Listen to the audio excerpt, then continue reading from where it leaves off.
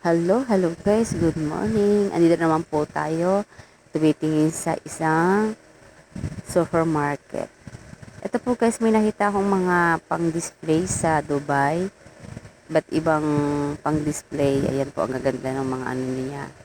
Ayan po ay mga orasan. Makikita yung aso. Ayan po ay mga orasan siya. Ba't ibang orasan ang makikita natin na naka-display. Ayan, mabibili mo lang sa murang halaga lang. Tapos, punta kami sa mga toys. Ayan po yung mga toys. Ba't iba rin mga toys na makikita mo. Ayan, ang cute ng toys, oh. Pang baby girl. Para kay Jackie yan. At saka kay Sak. Ayan si Sak. Ang cute ni Sak. Parang unano. Ayan. Yan po guys. Makikita rin natin sa mga supermarket dito. Ba't ibang kulay. At iba-ibang design ng mga toys para sa mga bata. Ito, oh, meron din siyang style ng mga pang ano.